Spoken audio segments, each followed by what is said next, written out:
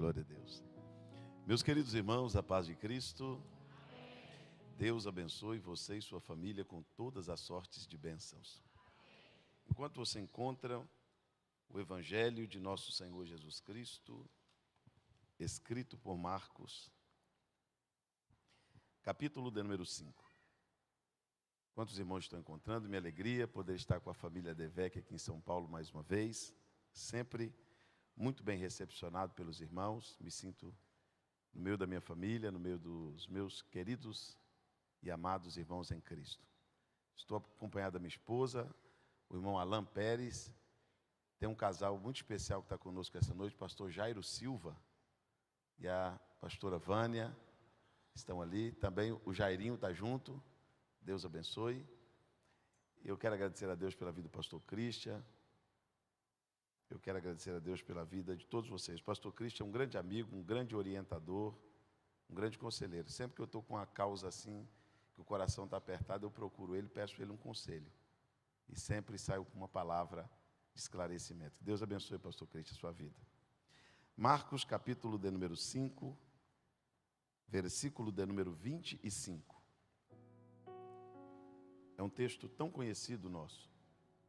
Pastor Pedro, meu amigão, Deus abençoe.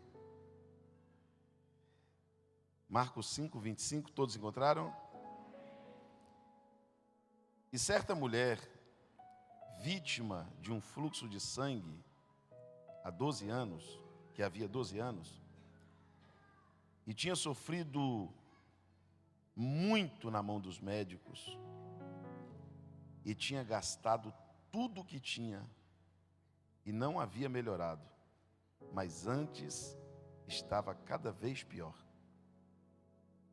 Quando ela ouviu falar de Jesus, ela veio por detrás da multidão e tocou na sua veste, porque ela dizia: se eu tão somente tocar nas suas vestes, eu serei curada. Imediatamente a fonte do seu sangue secou, e ela sentiu já estar curada daquela aflição. Jesus, no mesmo instante, sabendo que de si saíra virtude, voltou-se para a multidão e disse: quem tocou nas minhas vestes? E disse-lhe os seus discípulos: a multidão te oprime e te aperta e perguntas quem te tocou? E ele olhava em redor para ver quem era que tinha feito isso. Mas a mulher, atemorizada e trêmula, sabendo o que havia feito, aproximou-se e caiu diante dele e contou toda a verdade. E ele disse: filha, vai em paz, a tua fé te sarou, sê curada desta aflição. Em algumas traduções diz: se vê livre deste mal. Quantos podem dizer amém? Repita bem alto comigo: o que fazer? Vamos lá bem forte. O que fazer quando parece que já fizemos tudo? Irmãos, hoje eu vou contar uma história da Bíblia para vocês, uma história que começa muito triste. Essa mulher, ela foi acometida de uma enfermidade que era um fluxo de sangue. O fluxo de sangue era uma enfermidade seríssima, tão séria que está, se você ler Levíticos capítulo 15, lá está escrito que uma mulher que tivesse o fluxo de sangue além dos dias normais de uma mulher, essa mulher, assim como o leproso, ela tinha que ser tirada do meio das pessoas, e tudo que ela tocasse se tornava imundo. Se essa mulher se assentasse numa cadeira, ninguém assentaria naquela cadeira até aquela cadeira ser lavada e purificada. Se ela tomasse uma água num copo, ninguém usava aquele copo. Se ela tocasse num objeto, ninguém mais se aproximava daquele objeto, porque aquele objeto se tornava impuro. Então, a pessoa que tinha um fluxo de sangue, pastor Christian, também sofria de um grande preconceito, porque ela não podia tocar em ninguém, não podia tocar em nada. E essa mulher, a Bíblia diz aqui na tradução que eu tenho, que ela era vítima. Ela era, vamos lá bem forte, ela era, diga comigo, uma coisa é ser vítima, outra coisa é se sentir vítima. Os irmãos concordam comigo que tem pessoas que são vítimas de alguns acontecimentos? Agora, se você se sentir vitimado o tempo todo, talvez o seu problema se torne até maior do que ele já é. Essa mulher, mesmo sendo vítima de uma doença tão séria, quase que incurável, é tão verdade que ela passou pela mão dos médicos e não adiantou nada. A Bíblia vai dizer, pastor Jairo, que essa mulher, sofrendo desta doença há 12 anos, ela teve alguns problemas que esta doença trouxe para ela. Essa doença chegou na vida dessa mulher e fez dessa mulher uma vítima. Agora, a mulher não se sentiu vítima da doença o tempo todo, até porque ela procurou recurso em Deus. Talvez se você tivesse se sentido vítima do que você tem passado, você não estaria dentro desse culto. Você estaria dentro de um quarto, trancado, em cima de uma cama, com a luz apagada. Talvez se você fosse se sentir vítima do que você está passando, você não estaria aqui essa noite. Você estaria deprimido em algum lugar. Você talvez estaria bebendo, se drogando, pensando em se matar. Mas você não se sentiu vítima. Mesmo sendo vítima, você procurou vir atrás de Jesus, porque a tua fé é maior do que a sua dor. A sua fé é maior do que os seus problemas. Quem tem uma fé maior do que a dor aqui? Diga glória a Deus. Qual foi os problemas que essa doença acabou trazendo para essa mulher? Um problema social. Que essa mulher, ela não podia tocar em nada, não podia conviver com ninguém. Ela passou a ter um problema familiar, um problema social. E agora o problema, além de físico, social e familiar, se tornou financeiro. Porque a enfermidade levou tudo que ela tinha. Ela gastou tudo que ela tinha para sarar. E não sarou. Ela gastou tudo que tinha para ficar boa e ficou pior. Porque o caso de algumas pessoas que estão aqui, não é a falta de procurar ajuda. Onde disseram para você que tinha alguém que resolvia, você foi.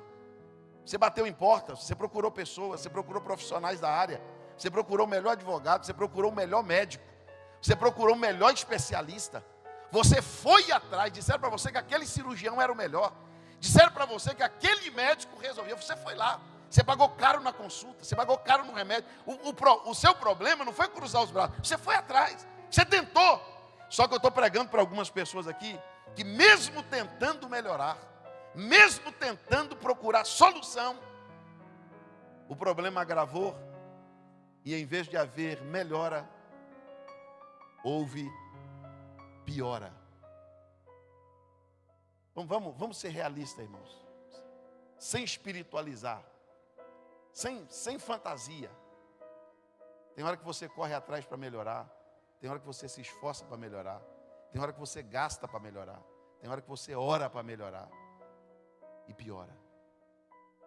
E o que eu vou fazer quando piora? Aquela mulher poderia, Levíticos capítulo 17, pastor Pedro, diz que a vida está no sangue. Onde a vida está? Onde a vida está? Se ela estava perdendo sangue, ela estava perdendo o quê? Ela não estava morta, mas ela estava morrendo. Ela estava num processo de morte lenta. Ela estava perdendo a vida aos poucos. Aquela mulher perdeu a saúde, perdeu o dinheiro e perdeu a paz. Porque você vai ver que Jesus devolveu para ela a paz quando ela foi curada. Aquela mulher estava passando um processo na vida tão difícil, mas tão difícil, que se ela fosse sentir vítima, talvez esse texto não estaria aqui hoje para me pregar para vocês. Mas essa mulher tomou uma decisão. E ela tomou essa decisão quando ela ouviu falar de Jesus. Alguém disse para esta mulher, domingo à noite, Deus tem uma palavra para você. Alguém disse para esta pessoa, talvez o próprio Espírito Santo, não fique em casa hoje não. Você diz, a semana foi difícil, está tudo dando errado, as coisas não estão indo bem. O Espírito Santo diz assim, se eu fosse você, eu levantava e ia atrás. Mas eu estou fraco, eu estou perdendo a vida, eu estou perdendo a paz, eu estou perdendo a alegria, eu estou perdendo, a depressão está aumentando, o problema está aumentando, a dívida está cada dia maior. Eu quero parabenizar, eu quero que você levante as mãos, que eu quero parabenizar você com as mãos levantadas.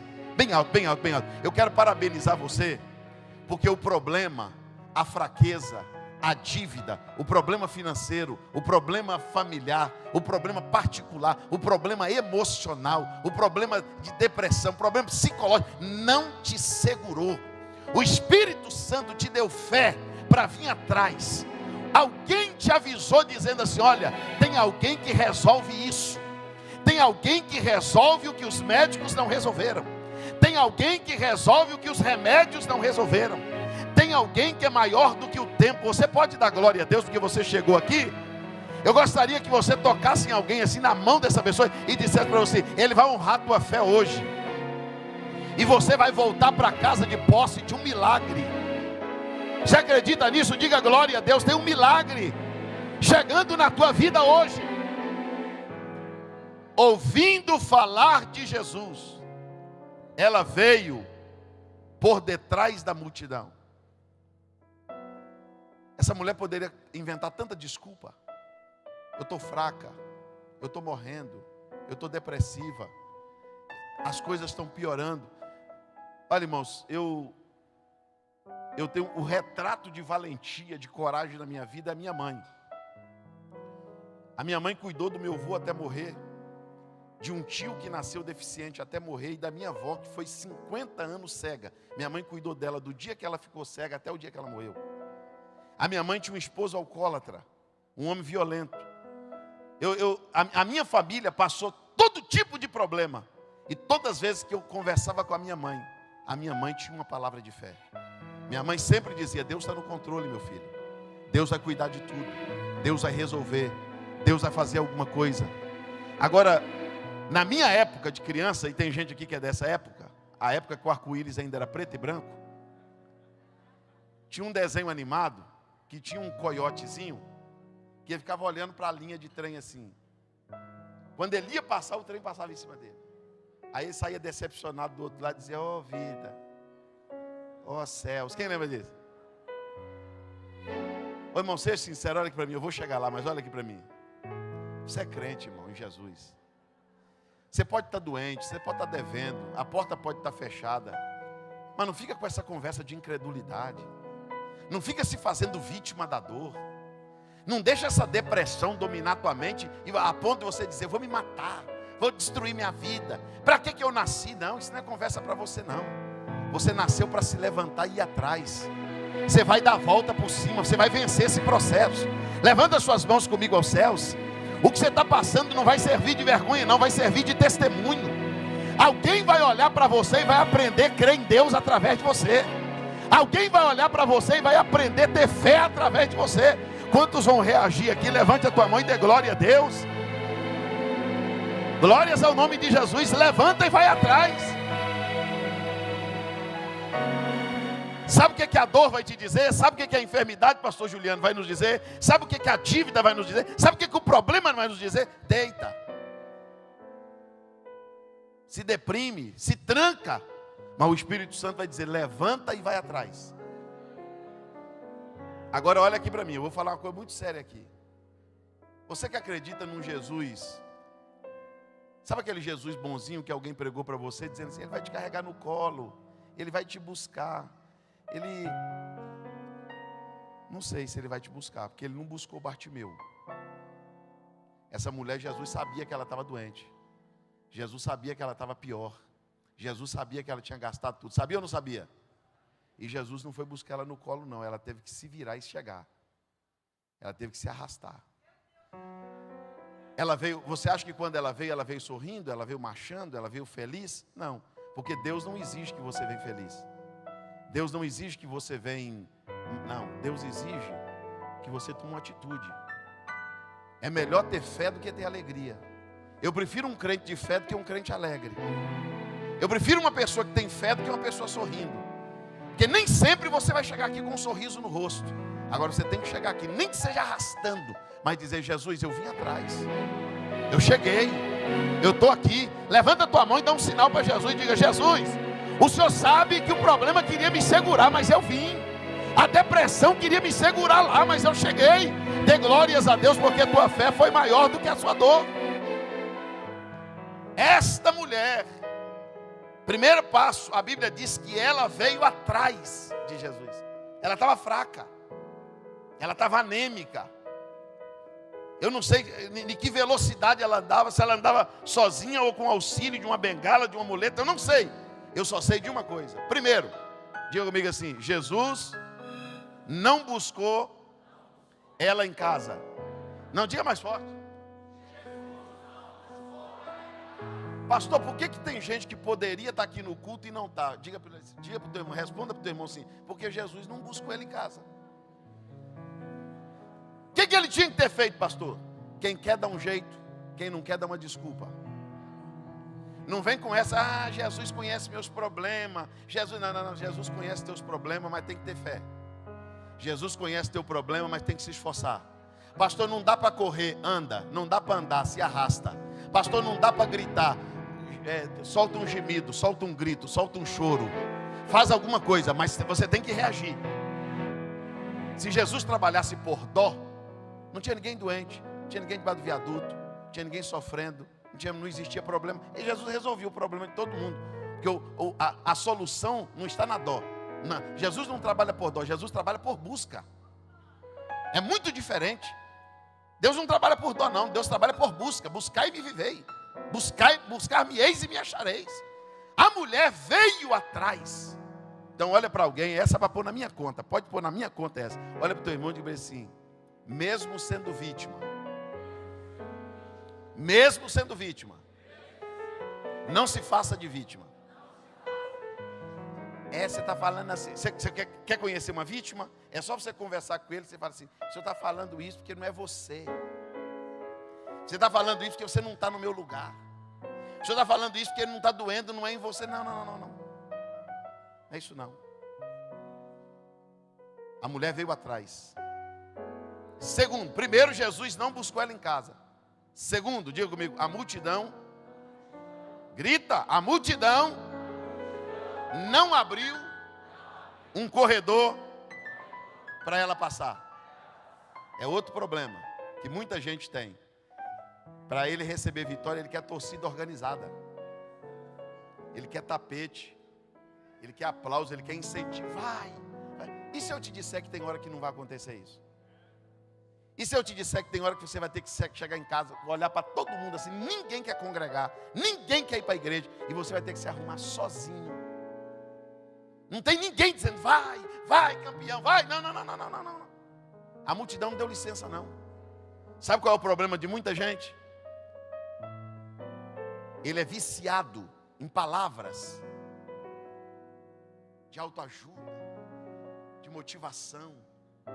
E tem hora que isso não vai existir. Ninguém deu licença. Eu não estou dizendo só de abrir um corredor, não. Eles não deram nem licença, pastor Cristo. Imagine uma coitadinha da mulher, anêmica, doente há 12 anos, perdeu tudo, pastor Gustavo. Está pobrezinha. Oh meu Deus, deixa ela passar. Ninguém, cada um estava querendo o seu milagre ali. A mulher tentou, a filha lá atrás. Ó. Sabe o que aquela mulher poderia ter feito? Povo sem coração. Na igreja não existe amor. Conhece alguém que fala isso? Ninguém me visitou. Ninguém foi me buscar. Cadê os irmãos essa hora? Pensa assim, não, meu irmão. Se você pensar assim, você vai ficar para trás. Sabe, mulher, sabe o que ela pensou? Está escrito aqui, ó. Quando a multidão não deu lugar para ela, ela disse. O que ela fez? Ela disse, diga comigo, ela disse. Agora pergunta para o teu irmão, para quem? Ela disse para quem? Pode ler o texto. Ela disse, em algumas traduções, consigo. E se eu te disser que quem tem fé tem hora que parece doido? Porque não tem profeta, ele profetiza para ele mesmo. Não tem ninguém para incentivar ele. Vai lá, toca lá, seu milagre vai chegar. E sabe o que ele faz? Ele vai para frente do espelho, tranca o banheiro e começa a profetizar para ele mesmo. Levanta a cabeça, rapaz. Deus está contigo, esse negócio vai mudar. Se você tocar nas suas vestes, você vai ser curado. Vai lá hoje, Deus tem uma palavra. Levanta a mão, só os crentes de fé. Levanta bem alto as mãos, bem alto as mãos. Em vez de você estar viciado em palavra de alguém, pastor, ninguém me motiva, pastor, ninguém me dá uma palavra de ânimo, fica esperando isso não, tem hora que não vai ter. Conversa com você mesmo, levanta de manhã e diga para você mesmo, levanta a cabeça, campeão. Levanta a cabeça, mulher de Deus. Você tem fé, Deus está contigo. Oramaia, Súria. Levanta a tua mão, dê glórias a Deus. Dê glórias a Deus, coloque a mão em cima do teu coração. Pastor, me prova na Bíblia que a gente conversa com a gente mesmo. Vou provar para você. Segura a mão no coração, que eu vou provar para você. Na Bíblia que a gente conversa com a gente mesmo, pastor Cristo. Pastor Jairo Silva, Salmo 42. Você está achando que a multidão estava dizendo, vai, Deus é contigo? Não, não, não. Os que estavam em minha volta me perguntam, onde está seu Deus? Você não é crente? Você não vai na igreja? Que negócio é esse? Que dívida é essa? Que doença é essa? Que problema é esse? Que casamento é esse? Que filho é esse? O salmista diz assim, é agora, não tem profeta, agora não tem ninguém para me dar palavra de autoajuda. Aqui não adianta eu querer, aqui não tem psicólogo, não tem terapeuta. Aqui não adianta eu tentar me apoiar em ninguém aqui. Agora é o seguinte, eu tenho que ser forte agora. Porque se eu me mostrar fraco no dia da angústia, a minha força vai ser pequena. Aí o salmista foi para um cantinho assim, fez igual você. Colocou a mão em cima do coração e disse assim, por que te abates, ó minha alma? Por que te perturbas aqui dentro de mim? Espera em Deus, eu ainda o louvarei. Levanta suas mãos ao céu, só quem acredita. Oh, eu estou sentindo Deus aqui. Remiduria devassi cominha. Eu estou sentindo a presença do Espírito de Deus aqui. Eurimi calabace de remúria que me terra. Você pode dar glória a Deus aí? Diga para a tua alma, te acalma minha alma. Por que estás perturbada aqui dentro de mim? Bata no coração e diga para a alma ouvir, espera em Deus minha alma. Espera em Deus, eu ainda o louvarei. A história não vai terminar assim. As coisas vão melhorar. Eu vou correr atrás, eu vou tocar nas suas vestes. Eu vou chegar mais perto, Ele vai me responder. Levanta a tua cabeça nessa noite, porque Deus está no controle de tudo. Você pode dar glórias ao nome de Jesus.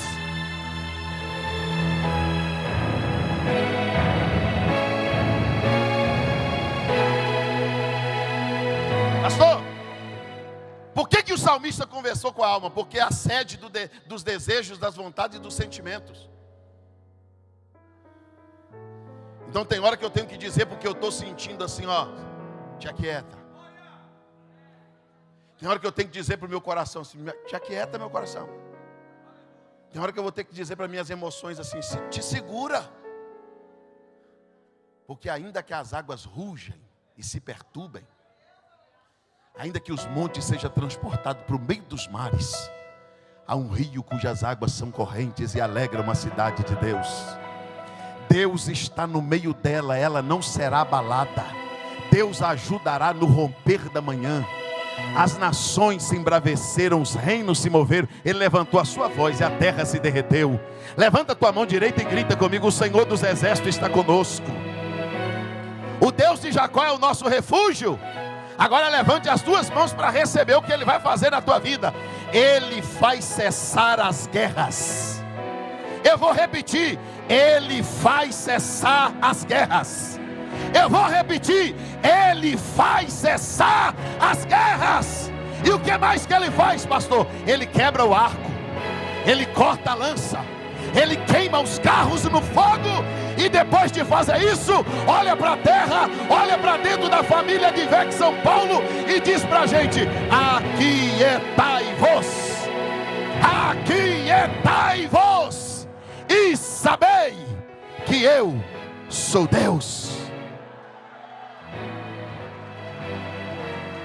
Te aquieta.